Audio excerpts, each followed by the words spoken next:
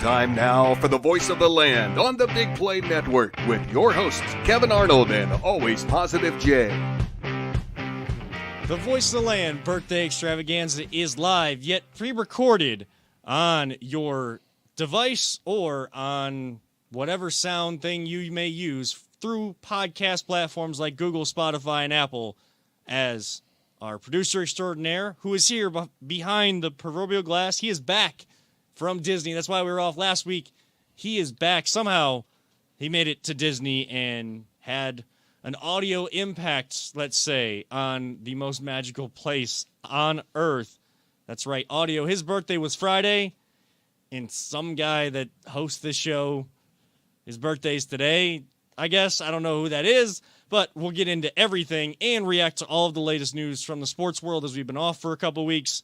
We'll get into all of that here shortly. I already introduced audio. What Jarvis was to Ironman, audio is to the voice of the land. He is Peter Tellep.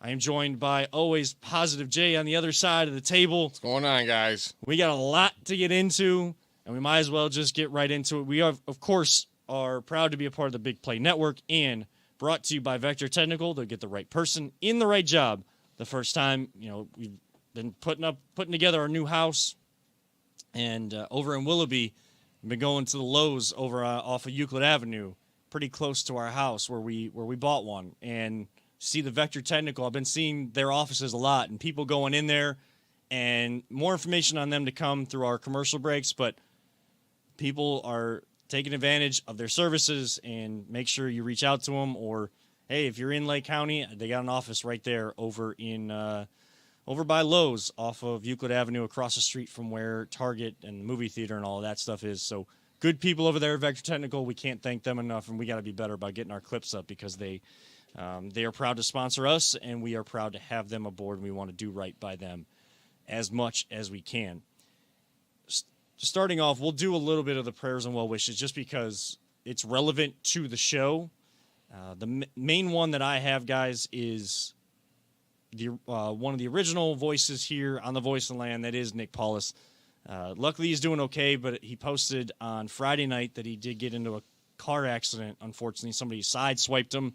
He was trying to get on the highway, leaving work, leaving downtown, and then I know he just posted right now on social media he did have a family member pass away. So, we're sending our best out to Nick, one of the guys that, along with myself and then Peter jumping on, and now Jay, is still an integral part of what this show has been about, what it is about, and what it will continue to be about. So we want to send our best out to Nick. Yeah, I mean, Nick gave me the opportunity to come in here and fill in for him with you guys, and yeah, just well wishes to him and his family. It's always rough when you lose someone. Yeah, and I mean it's not the fun stuff to talk about. I mean, Peter, do you have any from your standpoint? Any well wishes out to the Menor Cardinal Marching Band for their performance at Disney? First off, I do want to send out my condolences to Nick's family, and prayers to him for getting hit like that on the freeway. That's never fun. It's you have the injuries, any potential injuries to worry about, but then also just to have to deal with the insurance and everything else is just a real headache. And then to lose a family member on top of that just is, condolences to him and his family. Little bit brighter side, Mentor Cardinal Marching Band. The Fighting Cardinal Marching Band did a great job down at Disney this past weekend.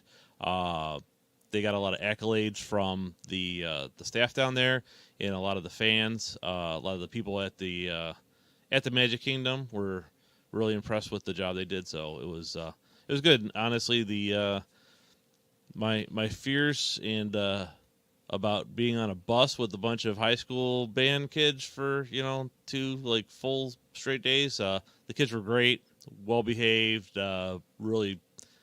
Made the city of Menor proud. So I mean, when audio's on the bus, you're going to be on your behavior. Yeah, you got to be on your behavior. We'll get into a little bit of that at the end of the show. We kind of did a preview. We tried to help give audio some tips for how to best experience Disney World, and I know that they also celebrated Peter's other son. We got Jacob in the back right now, but Joseph celebrated a birthday at Disney World too. So we'll get into all of that towards the end.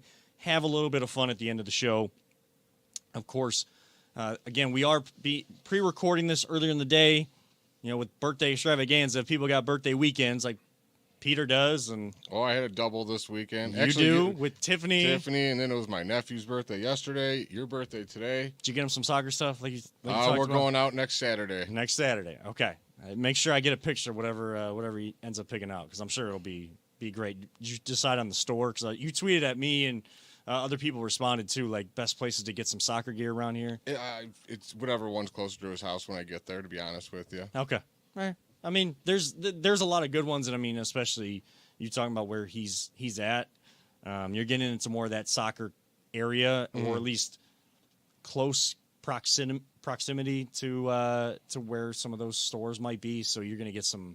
I think he's going to get something real nice for his birthday. Oh, for sure. So a big birthday weekend. We got family stuff to take care of. So we're doing this earlier in the day. So we are pre-recording. So if you do leave us comments, if we're watching alongside you later, we will try to answer back that way. And if it seems like we're missing out some breaking news that happened, it's because we didn't know.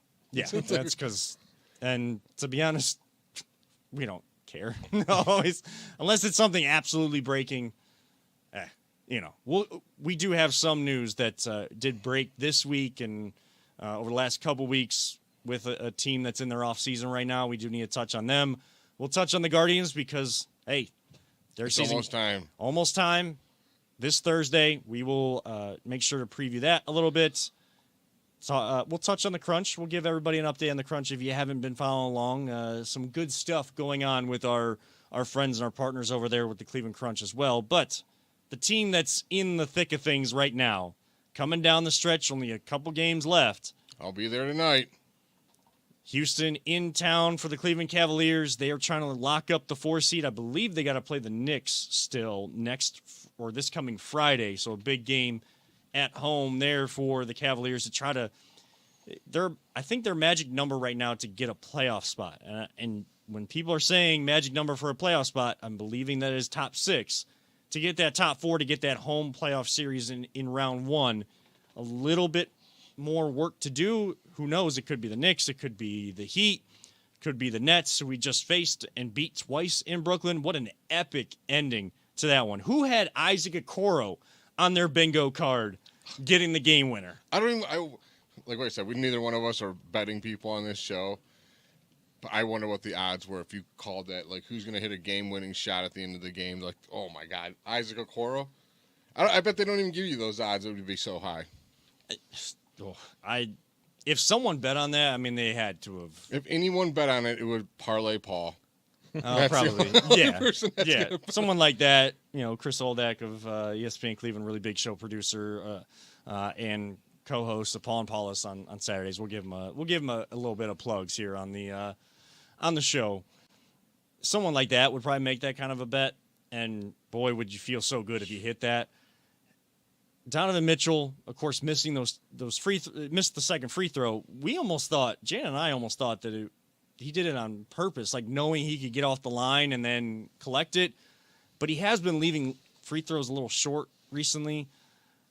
But this team it looks like they're finding something down the stretch. And really the person that's finding something that was always going to be the biggest key to all of this, Evan Mobley. And he's only in his second year. He's going to keep getting better. But he's becoming, as much as people questioned him early on, like, oh, is this a sophomore slump? Like, he's not playing that well. He was the best player on the floor in the second Brooklyn game and has been one of the better players on the floor for this team, probably better than even Darius Garland, who's been struggling with his shot a bit. Evan Mobley has been that guy for this Cavaliers team to go alongside Donovan Mitchell. Oh, I totally agree. Like, everyone was so worried about him taking the jump. They're like, oh, he didn't take the jump. He did it midway through the season and just kept going and going. Not a huge jump, but he slowly got better. Like, this guy's going to win Defensive Player of the Year one day. Like, he'll probably win multiple Defensive Players of the Year. Like, his defense is absolutely insane. But you're seeing him be a lot more aggressive towards that hoop, and that's what I've been wanting to see. Another player, though, I'd like to hit on that's really stepped it up is Karis LeVert. Got to give it to him. Like, his defense has been phenomenal. But offensively, it's like he's finally starting to find his role. And if he plays like that, Evan Mobley's playing like that, you get what you're going to get from Donovan Mitchell, and Garland gets back to form. This is a team no one wants to play in the playoffs. I'll tell you that much. Karis LeVert's a guy that a lot of people have talked about, and especially around trade deadline time, like, oh, is he the biggest asset that we have to trade away? Other than Kevin Love at that time, Karis LeVert was that because, oh, well, he's not doing what we thought he would do. And it had only been a year, really, for him to try to get in with this team. And I think Karis LeVert is one of those good examples to go back and look at when you make a trade and things maybe don't work out right away, but they're not an issue for your team, meaning off the court, bad for the culture that you're trying to build. When they're a part of that and they're doing something well for you on the defensive end, you gotta stick with it because you see flashes. We saw flashes earlier this year, scoring 40 in the Garden against Boston. He's had a couple other offensive outputs, but defensively, he has been one of their stalwarts. And a defensive-minded team, he's one of those standouts. I know Isaac Okoro is known for his defense. You give him credit for if we're going to give him credit for the amount of work he's put in on his three-point shot. Isaac Okoro and Lamar Stevens are two guys that are going to be left alone in the corner, especially when teams have a chance to get into a playoff series against the Cavs. Until they start making that consistently, one game winner is not going to change other teams' mentalities. No. It wouldn't change a guy like LeBron's mentality. He's the one that knows about everybody, knows about every team, has scouting reports down to a T. And the advantage of a playoff series is you see the team at least 4 times, if not more, in a best-of-7 series. So teams are going to leave them wide open in the corner until they start knocking that down consistently.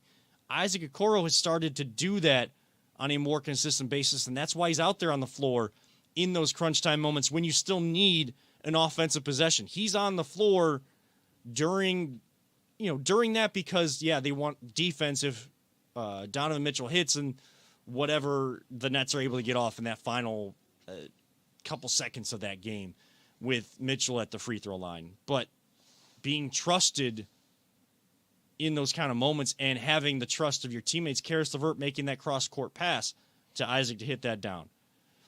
And then Karis LeVert having the eyesight to see that, impacting the game offensively as much as he is defensively. He is a talented player that I think should be a part of what the Cavs are doing. Now, if he's in the future down the line, then we're not going to get into a whole lot. If he's a piece that brings in a bigger piece, okay, we'll touch on that then. But Karis LeVert is a big piece to this team right now, a big part of what they're doing, and being a team that is one of those squads playing their best basketball going into the playoffs. Oh, I totally agree. I'm so excited for them to get in this playoff run, Kevin. I don't know what your expectations are. When I'm done, love to hear them, but I'm so glad that they're locking up the 4 seed because home court for this team is very, very, very important. And if we match up with the Knicks, or is it Brooklyn was the other one that possibly we might go against? I mean, I would say that probably the Heat have a better chance. That's what, ESPN... Of the 3, I would rather not play the Heat because they have the playoff experience. They don't scare me by any means. I still think we'd beat them. Yeah, people scoff at the whole Heat culture thing, but there's a real essence to that. It's not just hearsay or cliche. Like, Heat culture is what you just said. It's effort. It's effort nonstop. It's playoff experience in the playoffs. It doesn't matter who they have on that squad. Heat culture is just the Pat Riley way. Like that's what it is. But yeah, I'd rather not see him. But I see us definitely winning a first round playoff series, and who knows in the second round. Like we haven't seen what this team does when, like you said, you go up against someone day after day after day, and Donovan Mitchell's got a proven track record in the playoffs already. Mm-hmm. Evan Mobley keeps getting better. Karis LeVert's finding his way. Isaac Okoro's hitting game winners. Like, let's go, dude. I'm ready. I'm absolutely ready for playoff basketball. And are you bored with the regular season yet? No. I'm not bored, but I just want the playoffs to start. I can't wait for them. I have not watched as much, watched as much. I've tried to keep track. I get the updates. I try to tune into a little bit of the radio broadcast as I can, but I haven't watched as much NBA basketball this season as I usually do and as much as I would like. But that's not because I'm bored of the regular season. It's Because you're a slightly busy guy these slightly days. busy guy. Just a little these kind of days, and only going to get busier as the next month ticks away before Lincoln Alexander shows up in the world. How about you, Peter? How you feeling about your Cavs getting in these playoffs? I'm actually really looking forward to it, and I hope I can actually see some of it. So Yeah, I mean that's one of the problems is even when it's on Yeah. NBA TV, it's blacked out in the area. So we're Oh yeah, you can get the Bally's going. nope. Oh yeah, we'll get there. We'll get there. no, I have a different beef. You have no idea what's with them right now. Oh boy. Well, we can touch on that as we go. You mentioned expectations for the playoffs. I mean, they have to at least win one playoff series. I think that they're at that level. Not just getting the playoff series experience. I think we're kind of past that point. It's the next step, winning one playoff series, and really making a bit of noise in these playoffs. Whether that run ends in the second round or more, whatever that might be, this team at least needs to win one playoff series. You need to take advantage of the home court advantage if you're able to get that. They're 47-28 right now, almost 20 games over 500, 5 games ahead of the Knicks for the 5 seed. As I look at these standings right now, the Heat are a game and a half behind the Knicks for the 5. The Nets are 2 games back and only a half game back behind the Heat for the number 6 seed. So tightly contested. I know it's tightly contested out west as well. At one point, the 6th through the 13th seed or the bottom part of the West standings were all within like 3 games of each other. Who cares? They're all going to lose soon anyways and be gone. I know, They're all a but- bunch of bums. But the East is definitely the more dominant Oh, for conference. But there's still, dude. But the I competition has been a lot. It's not just teams running away with it. Are any of these this year. teams like the Warriors were in the past, where there's 73 teams, or all those other teams looking at the Cavs when LeBron was here? There's no team I don't see a Michael Jordan Bull standing in our way. There's no super team out there that's just like, No. well, they're in trouble. The Suns, I thought were. They became one when they got Durant. I was like, ooh, they're tough. But like he's always gonna- hurt. Exactly. Where's he at right now? He's hurt. Oh, big surprise. I mean, as much as He's Mr. Glass.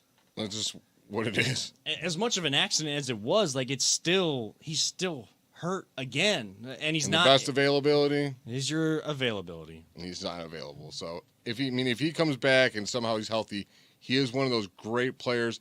You could just plug and play him on any team because the way he plays, he's a stretch 4, and he could play defense. He can pass. He can bring it up. He can shoot. He does everything. You can plug him right in, and that's what scared me about that team because Devin Booker's the truth. But here's the other problem with them is CP3. Is he going to stay healthy? So you got 2 questionables there. So Yeah.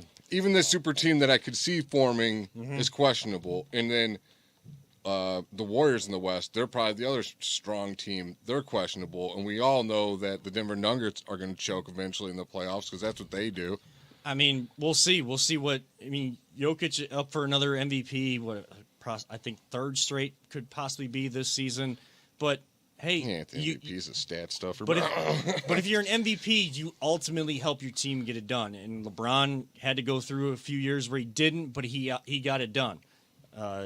Other players in the history of this game have gone through the same thing.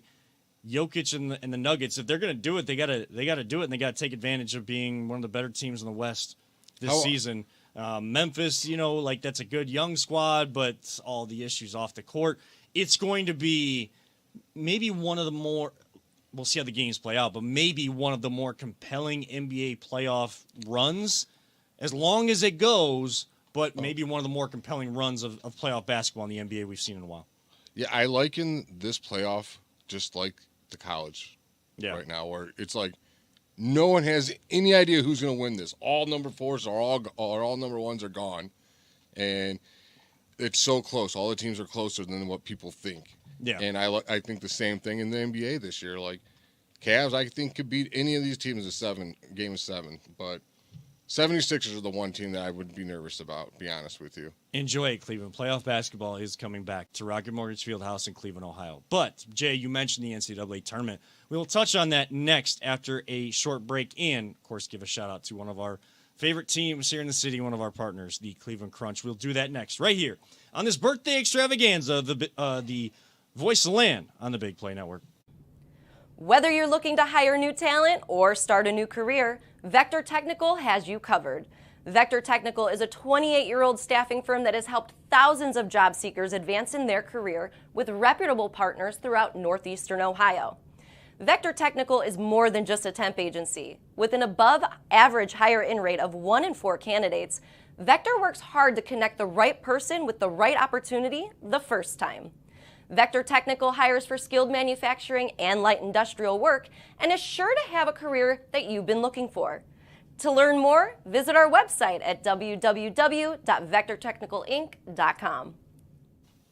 Welcome back to the Birthday Extravaganza of the Voice of the Land, right here on the Big Play Network. We were talking Cavs, we were talking basketball, but Jay, you brought up a certain tournament in the amateur ranks, the NCAA tournament. It'd be remiss if we don't at least start off with the local tie, and that is the Ohio State Buckeyes. No, I'm not talking about the men. I am talking about the women's squad taking down perennial powerhouse on the women's side of the NCAA tournament. Are we allowed to say March Madness because we're not? I don't know. Why not? It'll be Madness from the March area, I guess we could say, or something. But like, if there's nothing like tied to it, commercial-wise, I think we're allowed to say it, right?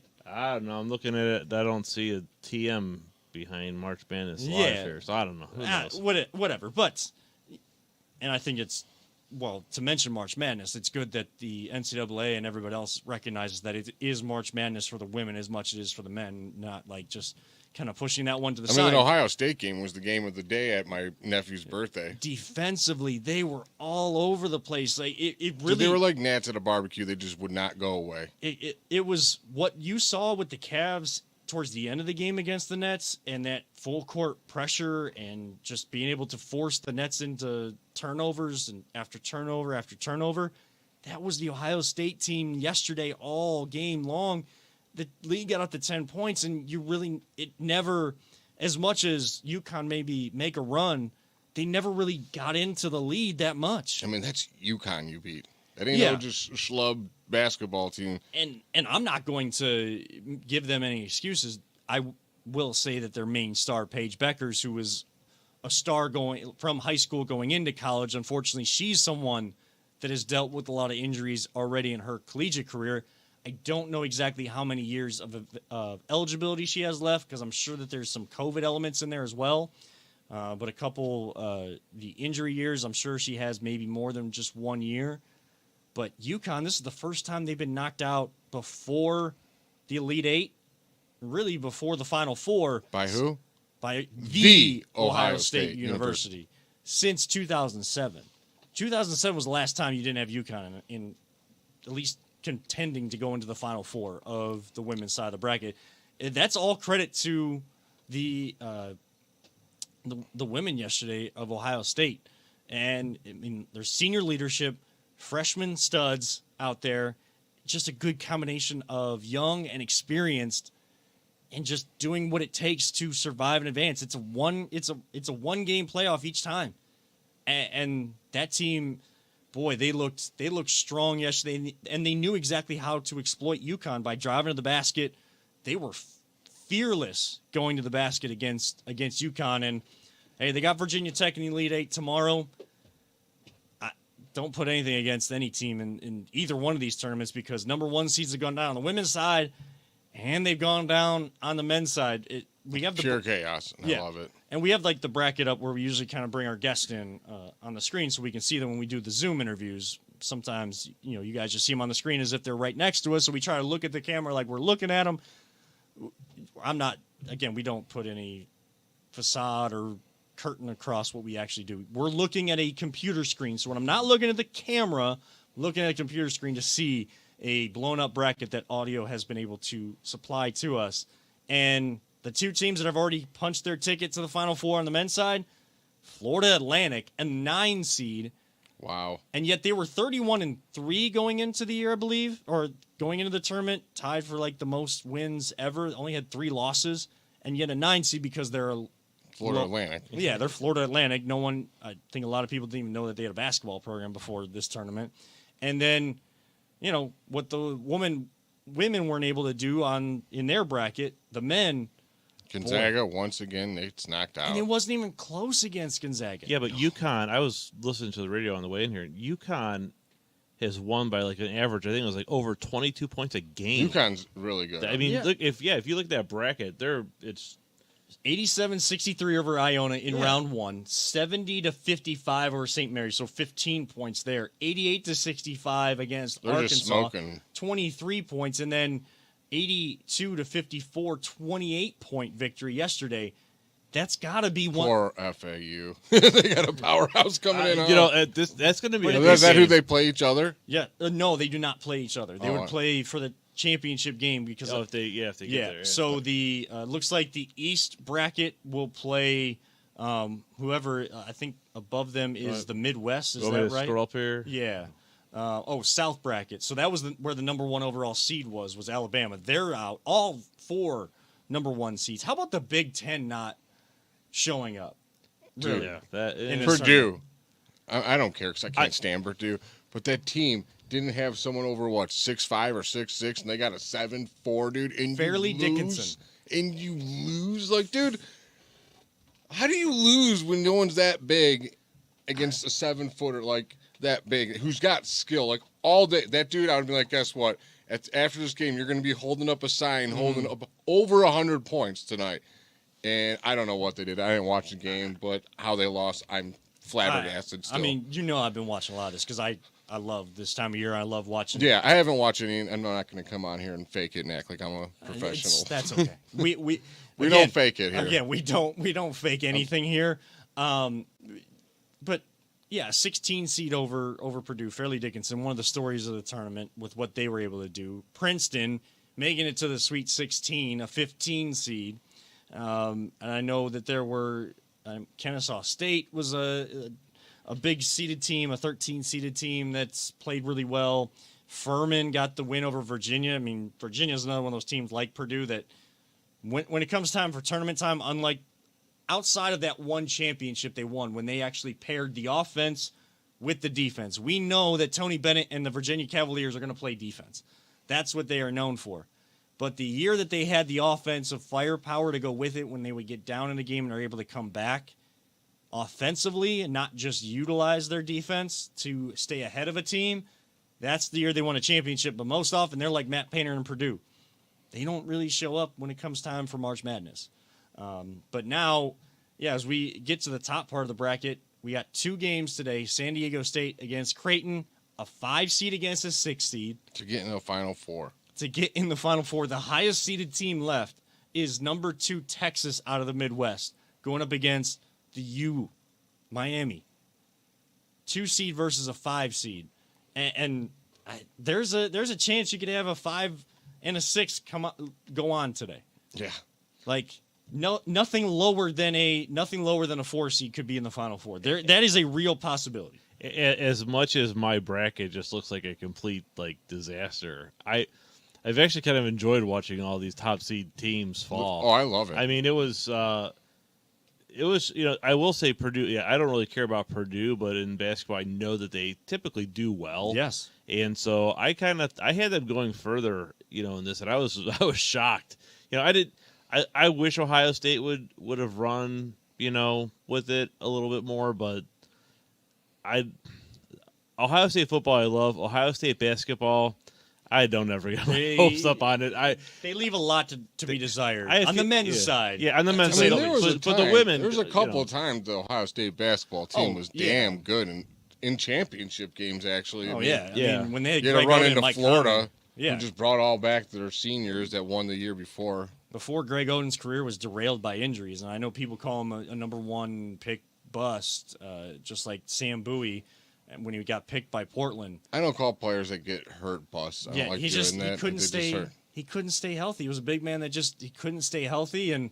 But now I know he's in the coaching ranks or trying to learn to be in the coaching ranks and still involved in the game. Mike Conley's been doing.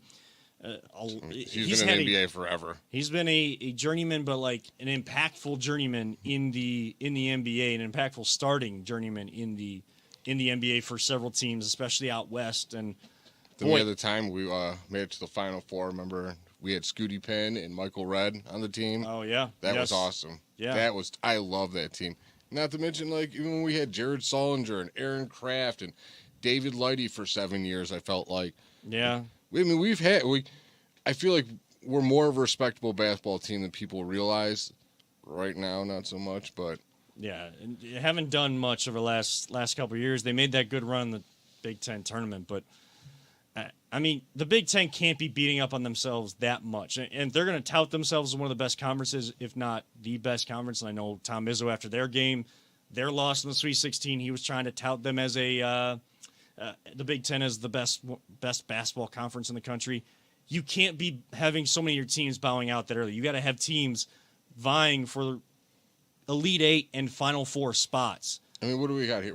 We're San Diego State. What conference are they in? Which conference is Creighton in? I have no idea. I think Creighton's Big East. And then you got ACC with Miami. ACC Texas Big 12. Is Big 12. Big 12 is probably one of the better conferences right now. And then, with Florida Atlantic, I don't even know. And I have no idea what they are. UConn, I think that's Big East too. Yeah, like.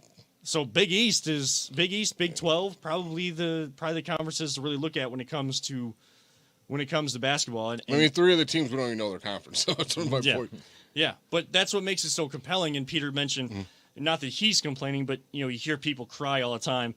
Oh, my bracket is busted. Oh, everyone's bracket is busted, dude. Yeah, because no one can get a perfect bracket. Number one, and number two, it's fun when the bracket busts because that means you have exciting, compelling upset matchups, and we've gotten it for much longer in this tournament than we usually do. It's probably my biggest pet peeve of this tournament, honestly, is everyone gets so pumped about it, and literally after the next 2 days after the tournament, all you hear is bitching and moaning, or as they would say on Next Level, bemoaning about the brackets getting busted. Like, dude, guess what, dude? Everyone's bracket's busted. No one gets this exactly right, like Kevin just said it. Like, can we stop crying about your brackets being busted, please? I mean, honestly, it's probably become less and less now that sports betting is legal in Ohio and there'll be more betting on the tournament. But then people will be complaining about the bets they lost because... Well, I mean, I got to see more bet slips? No, trust me, Kevin. They don't show the losing bet slips. It's only the winning ones. I understand, but they'll be, they won't show the slip, but they'll complain about the losing slip.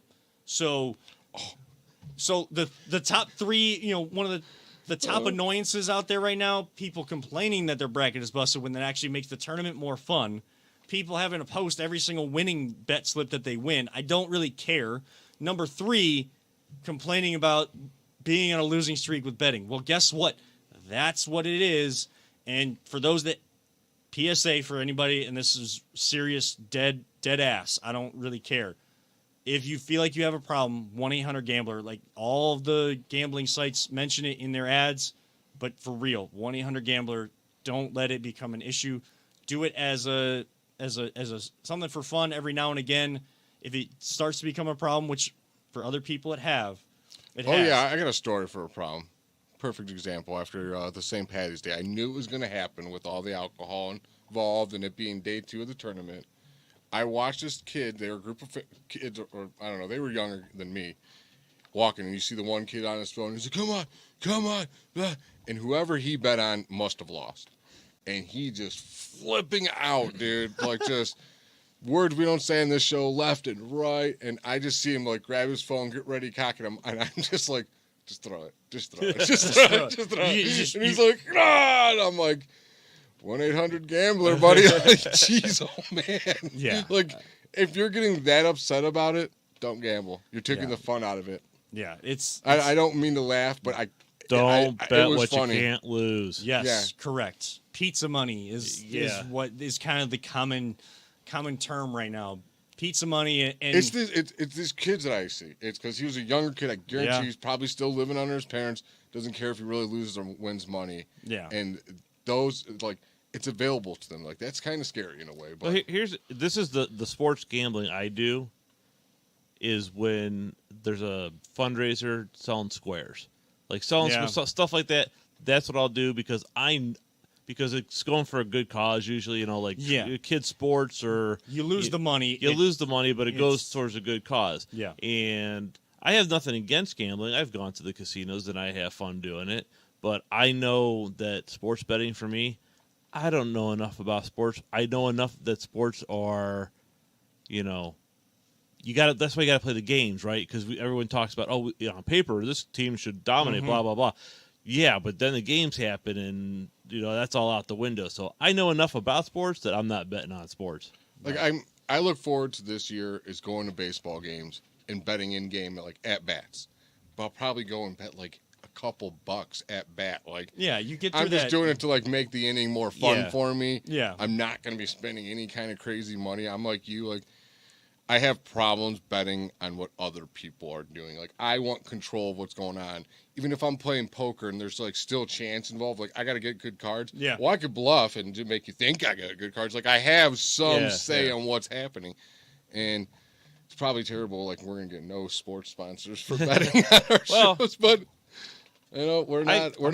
I won't say I won't. I shouldn't say I won't bet on sports like that. But like you said, it's pizza money. I'm not. Yeah. I'm not going to bet enough money on a sporting event that I'm going to be tempted to throw my $1,000 phone because I lost the bet. Like, I got my friends at my work. They have a blast actually, but they always seem to be winning. I don't know how, but yeah, I don't got good luck like that. And I don't think we're talking down any of the sports betting agencies or anything like that. It's more so like the back end when people do make sports bets and the way that they react to them. Like, it's in. Like, everybody's got to know what they're doing. That's really the biggest pet peeve I have. Like, I've placed a couple of them. Have they hit? No, but Voice of the Land, we're open. I know Big Play has some sponsors. We're open. We're open. I will say, like, on the the training app, that Bet Jack put out, because I will drop their name. I did pick the Guardians to win the division last year and won a bunch of tokens. Because that was before it was legal in the state. So. When it was like that, I was winning left and right. I couldn't lose. I felt like I was hitting. I showed Padone. I was hitting like 65% of my bets. I'm like, watch when the money gets involved. I put $20 on an app. I lost it all. I was like, I knew it was going to happen. Yeah, I think I turned 100 credits into like 3,200 credits or something like that. It was a good. I was up to like 25,000 in like 2 weeks, dude. I was nailing baseball, but. Yeah. Well, just like the Browns. 1-800-GAMBLER. 1-800-GAMBLER. Just like the Browns find out every year, training camp is nothing like the real deal when you get into the actual full betting or regular season of football. And we'll talk about the Browns next. And Final Four, we mentioned Final Four. We got a special shout out on the other side of the break. If you need some Voice of the Land gear, though, we got just the place to go. Stay tuned right here to the Voice of the Land, the Big Play Network. Are you struggling to hire the right talent or maybe even find the right career? Vector Technical makes it easy. Since 1992, Vector has provided Ohio employers with a reliable process for hiring and have helped thousands of job seekers advance in their careers. Vector Technical is more than just a temp agency. We invest time to get to know each client and candidate personally. Vector places people in job opportunities that they are truly excited about. Interested in learning more? Visit our website at www.vectortechnicalinc.com to see a full list of our current job opportunities and to find out what Vector Technical can offer you.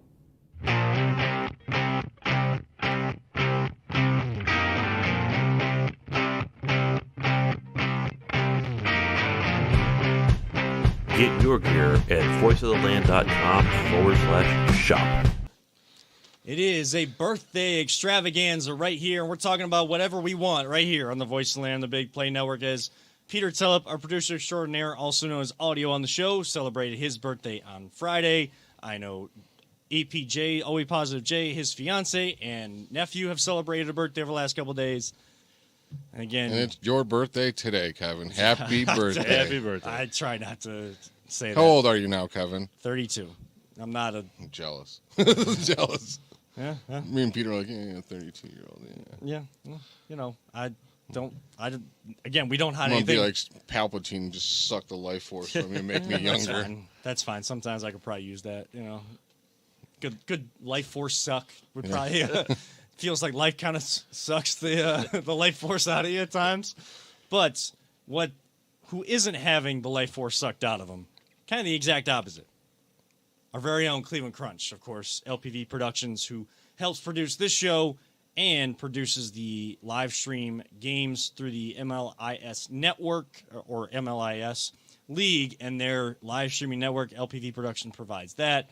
I've been calling the games alongside Mark Munch Bishop, a longtime member of the Cleveland sports media, broadcasting sports talk scene here in Cleveland.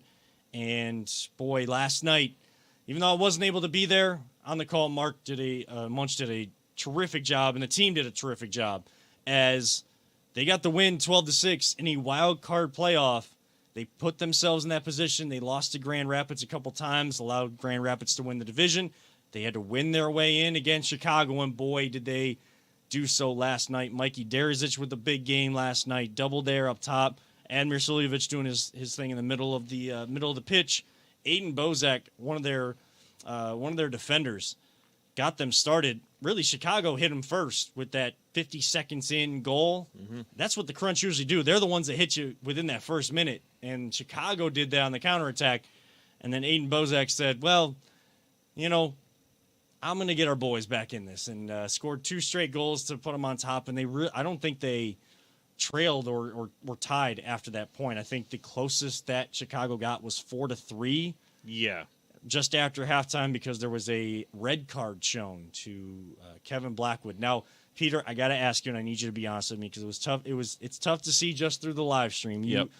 You were there live. I know your back was to the actual field, but you were a lot closer to the actual screens of this happening live. How much did Kevin Blackwood hit him? I know that as soon as you push him after the play, like you're going to get some sort of card, but the guy goes down holding his face or his neck. Didn't seem like that intense. I actually spoke with one of the refs at halftime too because he asked about that, and because the player on Chicago, they were dying. They were pestering Blackwood like big time. That's my dude too. They were going after him. Kevin Allgood Blackwood. Yeah, oh, that's my dude. He's the bulldog of that team. Oh, for definitely. Sure. Him and McCain Spragman, like two of the Bulldogs that come out. Oh, I love those guys. The thing is, from what it looked like Kevin hit him in the face. Okay, it was why he got the red card. And you know the thing is, when you see that arm go straight out like that, you know a card's coming. Yeah, and I think if he would have like hit him in the chest, he wouldn't. I don't think he would have got a red card. But I will say this: Chicago, they must have excellent acting schools because those guys, you know. We were surprised. There was one play later in the game. I think it was in the third quarter. I can't remember. I think I know the one you're talking about. Where the Chicago guy falls over his goalie. Oh yeah. And it's like they looked and they're like, oh wait, it's my guy. I can't like grab my head. You know, it's like that pause there. But it's like, better actors on like faking getting hurt during the play. Basketball players or soccer players? Soccer because they've done it longer. But it's one of the things that again keeps the average sports fan, especially here in America, away from the game of soccer and taking that up. Oh, but like when I was watching the World Cup and I'd see these people like barely get hit, they're like, "Ah!" Go down. Like everything was so dramatic. I don't know what you're talking about. I found it hilarious, dude. I'm sorry. All I could think of is the Sports Center, the Phantom of the Flop thing. I'm like, man, I could just do a whole segment of these guys. So, and I think that's what makes this show great, especially when we talk about things like soccer, where one of us is into it, one of us is just starting to really and understanding why so many people do like it, but haven't gotten into it at that level. You're saying that you're finding it funny. You're kind of like I know people were also annoyed by it too. Yes, but like the same people, part of my promotion of the game of soccer is actually utilizing the dive, what they call diving, or flopping on the ground and acting like they got the worst injury of all time, and then getting up and not even limping, showing any sort of signs. As long as they know that they got the foul and the person got a yellow card like they wanted, they did their job. So now they can get up and they can go play and run. I even saw a guy last night from Chicago. It was an even tackle. They didn't call a foul on it, which was good. But the guy goes down, he's hurt, and the Crunch. When you have the ball, you have every right to continue to play. You don't have to kick it out of bounds. You don't have to take that good sportsmanship mentality. If you have the advantage, you go. And in a game, they're going to do it to you. They're going to do it to you. And it was a close game, so the Crunch were still in the thick of things. They're trying to win this game. It's one game, and your either season ends or it continues. And not to mention, dude, like we're talking, Who knows if that dude's faking or is he hurt? You're not going to let him fake you out of a goal situation. So that's what's so funny is I know he was faking. He was writhing on the ground in pain trying to get the foul call. He didn't. And as the Chicago wins possession back and quickly pans the other way, they don't kick it out of play either. They keep going because that same guy is running like, nothing ever even happened. So it didn't work. He didn't do his job. So soccer players don't have Wolverine healing skills? Well, they act like they do. But, man, they go fast. But again, when I promote the game of soccer, I use those kind of moments saying, I know it frustrates the average fan, and I know that's what's putting you off of it. But as a deep-rooted soccer fan, and I've had conversations with other deep-rooted soccer fans, it is frustrating to us too. And when we coach younger kids, we make sure we don't coach that like other clubs and other youth organizations are. There are teams that my teams faced where their kids did this. This is like U9, U10, whatever. There are organizations that taught their kids this type of stuff. And I get it because it is part of the game. And if they're going to be talented enough to make it to higher levels, like it's still going to be part of it. But to get it out, start it at the youth level. Coaches, stop showing kids that this is okay. It is not. If they truly get fouled and get hurt, that is a deep-rooted concern and something that, if they're on the ground and in pain, like you go out there and you take care of them. But if you're telling them to go down and grab at their shin when it looks like they got maybe touched on the foot, or they're grabbing at their arm when it looks like they got hit in the opposite shoulder, like, stop.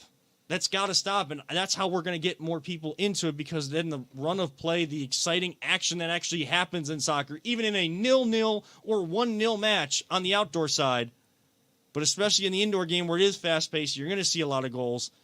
More people will get into it that aren't. That's my soapbox of the day, and I'm sorry. Did you see – well, playing off what you said about that, where the player gets up, there was the one where the Chicago player went down, and they were looking for a stoppage, and the refs didn't blow the whistle, so the Crunch just passed it and scored a goal. Yeah. Because the guy's still on the ground, like, waiting for a call, and the refs are like, no. No. Because they knew it was BS. Just play on. Yeah, it was BS. No, like when a player gets hurt, like like I was watching the World Cup, and they'll lay down, and he's down, they just keep going. Yeah. Like, it is a cold-blooded sport, man. I'll give you that much. Yeah. And I seen I don't remember who it was, but someone, he got hurt, actually. He was hurt, and he was down for like a couple minutes. It wasn't because someone hit him or anything. He just down. I think he pulled a muscle. And to be honest, I don't see that as often from the U.S. players as I do around the world. Like, that's one good thing about the U.S. players is, we do come from a tough country, and we do have physical sports here. So, like, when you take contact, if you take true contact, you're going to go down, you're going to be hurt, but you're going to try to dust yourself off and get back in. Most often, if a U.S. player doesn't get back up, I know that they're really hurt. Now, at times, they take the dives and flop a little too because they know that that's what's going to keep them in the match. Yeah, it's part of competitive advantage or keeping it as equal as possible. But yeah, it's a problem. We went too long with all that stuff. But again, shout out to the Crunch. They make it to the Final Four of the first. I triggered you there, Kevin. Just a little bit on that. No, I trigger myself. They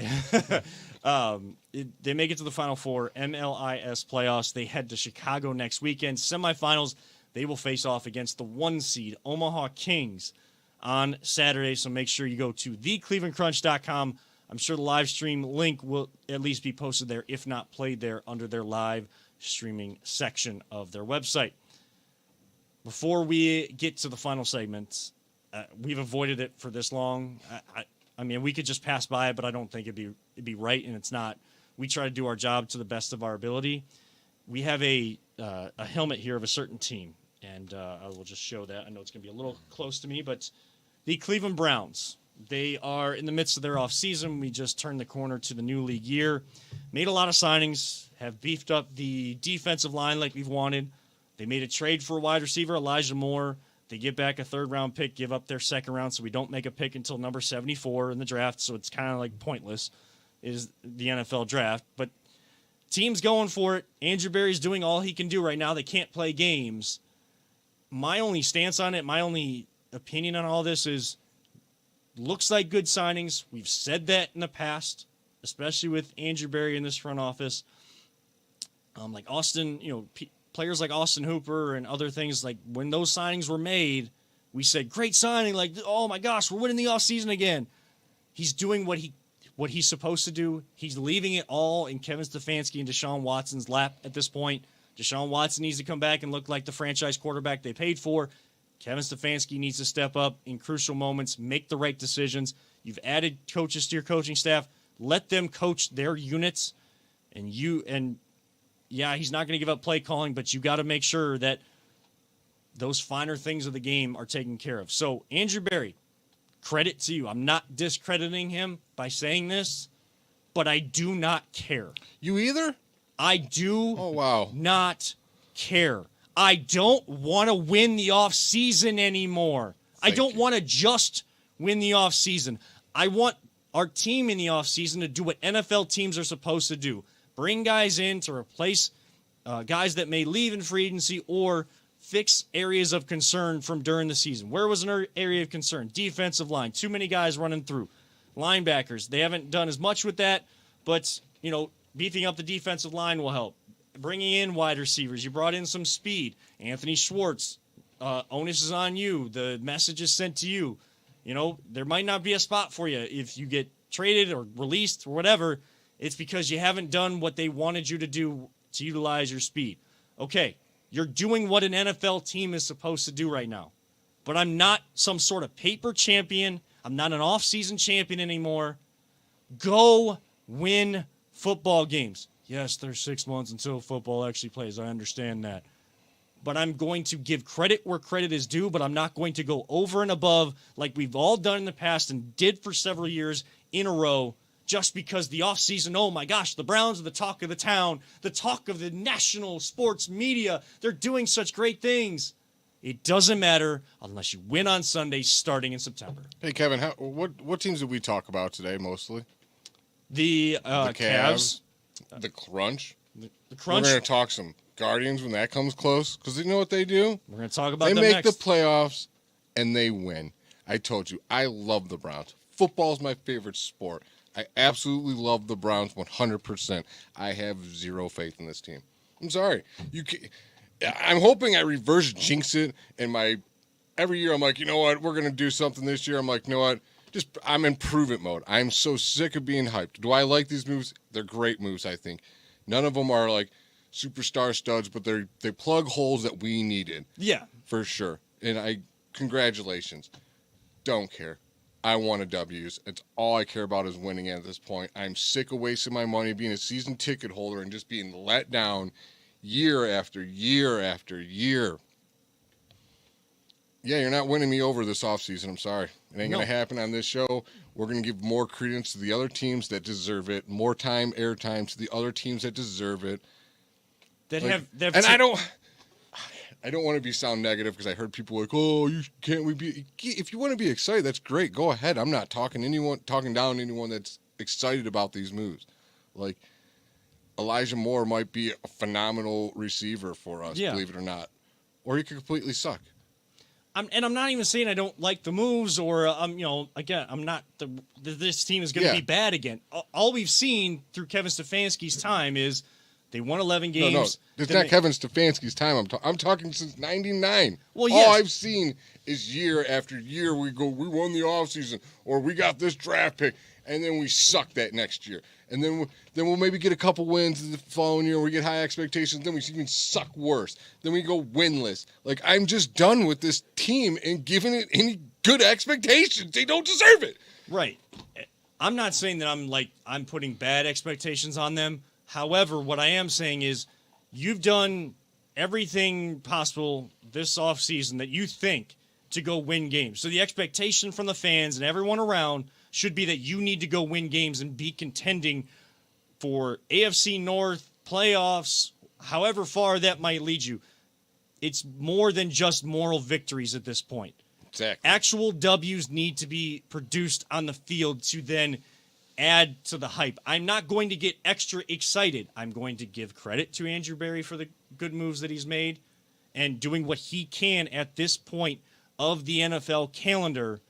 But again, the excitement level will not rise through this microphone for the Browns until they actually equate what they do in the offseason and are the paper champions, the offseason winners that everyone likes to crown them, and all the Browns Twitter likes to get on their high horse and say that this team is the best thing that's ever come, and don't even touch on the Cavs or the Guardians and say that they're Cleveland fans. But no, you're really just a Browns fan. If you're just a Browns fan, that is totally fine.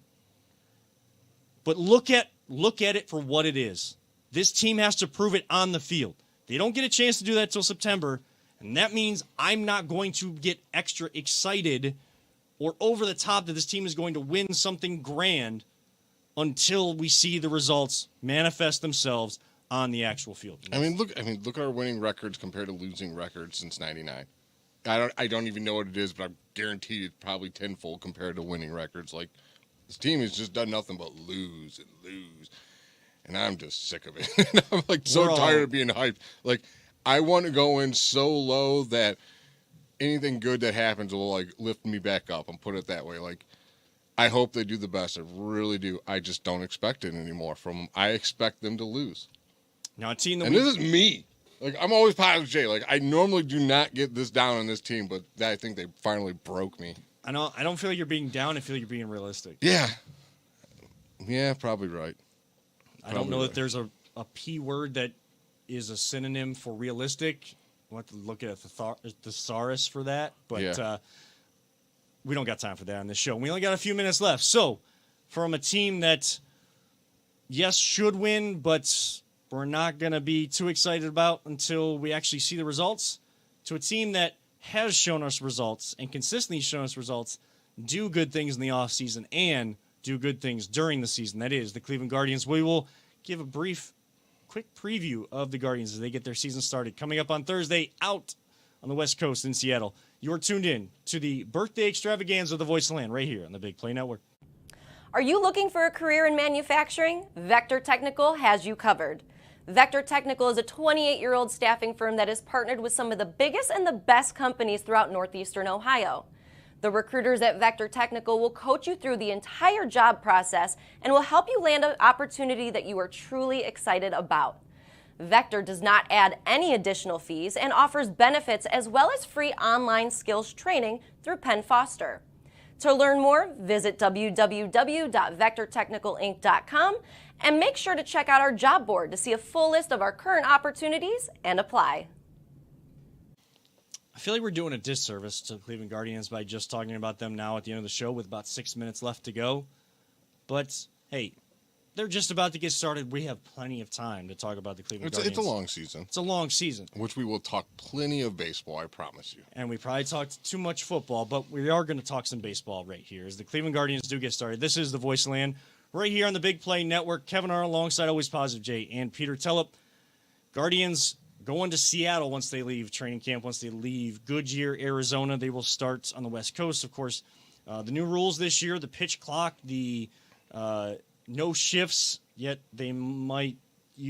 teams might now implement some sort of outfield shift to then put someone in that, that second base hole that you always saw with pull hitters from the left-hand side of the batter's box. But new rules with no shift, pitch clock, and bigger bases, and teams facing more of the opponents. I believe you have to face every team in the majors. Is that not right? Or is it just, we do a lot more. It's every team at least in the National League. So, and there's a DH in the National League now.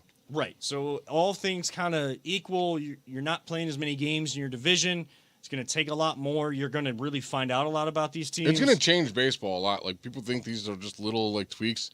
I was watching a whole special with Jeff Passan and he going through time and how when they changed it from 55 feet to 60 feet to the home plate and how much the batting average shot up. And then base pitching came back around. Then they brought the mound down a little bit and batting came back up. So it's going to be a lot different. And I think Jose is going to benefit from that shift change a lot. Like, our team definitely had a lot of shifts against us, I felt like. Yeah, and having Josh Bell behind him in that cleanup spot, then having Josh Naylor in that 5-hole. I think the length of the lineup is a little bit better, and then, of course, with some of these rules, I think it aids to what the Guardians try to do. They try to play small ball more than hit it out of the park. I mean, we've said it many times on this show. Other people have said it's not a new take. It's not a fresh take. Baseball has been strikeouts and home runs. Yeah, chicks dig the long ball. But, I don't want to see a guy going up there like striking out 4 times then just because he hits one 465-foot home run. I want to see baseball get back to what the Guardians do. They hit some home runs, but they hit doubles, singles. They keep the rallies going. So fun to watch. It's fun. It's a fun brand of baseball for sure. And they do the little things. What are your expectations for this team this year? World Series, dude. I believe it. Okay. I mean, I know that they need to, and this isn't coming from me. That this is coming from the Guardians because I know that this is a message in their clubhouse. We got to do better than we did last year, but we can't bank on starting the same way we did last year or playing the exact same way and having the season play out to get to that position and then end the season better. That's all being talked about, and it's a team that when they bring guys in, they buy into the culture. We talked about Heat culture earlier. The Guardians culture is that guys want to play for Terry Francona. They want to play for this coaching staff. They want to play with some of these guys that have already been here. Shane Bieber, Jose Ramirez, Josh Naylor, the energy that he brings to the field. And then, they did keep 3 catchers, and outfield should have a little bit more pop to it. And, hey, they have some other guys that are in waiting that one of these guys in the outfield doesn't pony up, Miles Straw, someone like that. There's other guys waiting to take that spot. They put enough guys that we thought maybe have a chance for the opening day roster spot that went down to the minor leagues. Richie Palacios, George Valera, some of these young guys we've heard a lot about. Palacios comes up from time to time, pinch hit king for this squad. And we haven't even mentioned the name Stephen Kwan, a guy that made a name for himself making the opening day roster last year. So many young guys, but they've gotten the taste that we wanted the Cavs to get last year, and we want the Cavs to get this year. They've gotten that taste.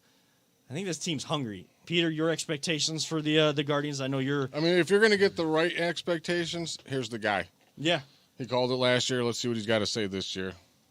I feel that they're at least going to get into the ALCS.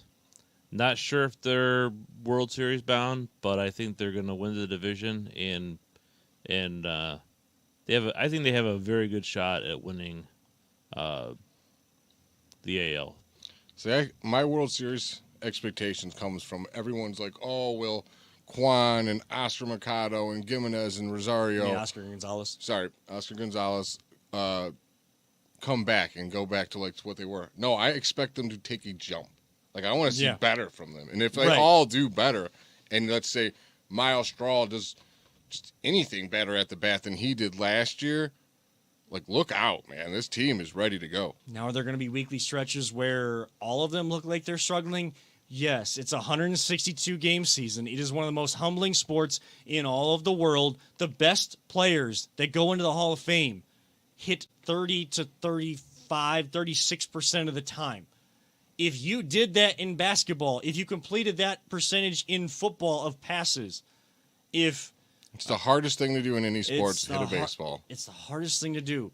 Those guys would be fired in basketball and football. In baseball, you are honored in the hallowed halls of the Hall of Fame in Cooperstown for stuff like that, and for good reason.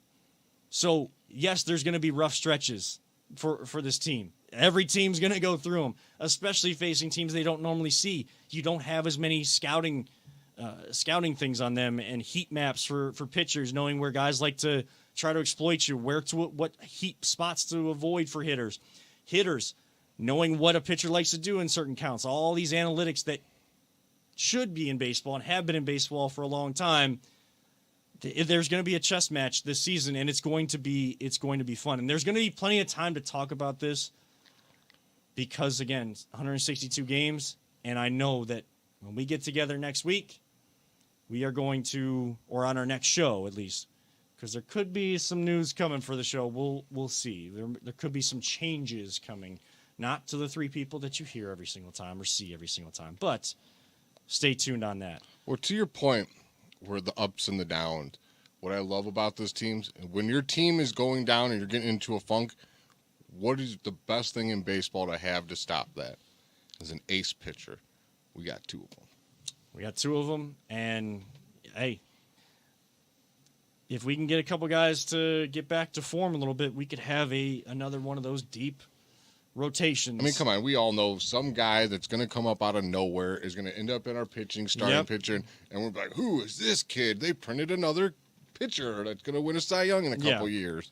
Yeah, and don't bring your, what are they going to do with Shane Bieber or trade Shane Bieber stuff to me. I'm not talking about that until we absolutely have to. We understand the contract situation, the money situation, and where the Guardians usually go with that with star players. When that contract comes to the point of can't do arbitration anymore, they're on their last year of the deal, whatever that might be. I'm not touching that right now. Enjoy them while we got them. Enjoy them while we got them, just like the Cavs, just like the Crunch, and hopefully the Browns. Maybe one day the Browns. But that's going to do it. I know we would do some Disney World stuff, but, we've already gone long enough for us. Peter, Dole Whip, fantastic Disney World. Yeah. Right time. I love Dole Whip, and quick rating out of 10. 12. Oh yeah, there we go. Yeah. Well, there it is, folks. Some people would say it's rookie score because it's a full score instead of a decimal point, but I don't really care because it's Dole Whip and Dole Whip. The Dole Whip with the pineapple Fanta was really, really good. Surprisingly good. That sounds really good right now. So maybe I'll go try to find myself some Dole Whip sometime for the birthday. But and it's your birthday. You're allowed to go to BA Sweeties and get yourself some Dole Whip, Kevin. We'll see about that. Or my favorite ice cream shop that just opened in our city. There's some good stuff there too, so we might be doing that tonight. We'll see. Well, happy birthday again, Kevin. Yes, happy birthday to Tiffany. Happy birthday to your nephew Jay. Happy birthday to you, Peter. Happy birthday to Joseph, who got to celebrate at Disney World. And happy birthday to anyone else celebrating birthdays out there. This has been the Voice of the Land right here on the Big Play Network for Peter Tellup and Always Positive Jay. I'm Kevin Arnold, reminding all of you, don't let anyone ever tell you it's just a game. We truly love you all, 3,000. Don't talk about it, be about it. That's exactly right. And live life, all gas, no brakes. We'll be back again someday, right here with the Voice of the Land. You won't have to wait as long as you did last time, but we'll be back soon. Tune in every single time you see that notification go up on Twitter at VT_pod right here to the Voice of the Land on the Big Play Network.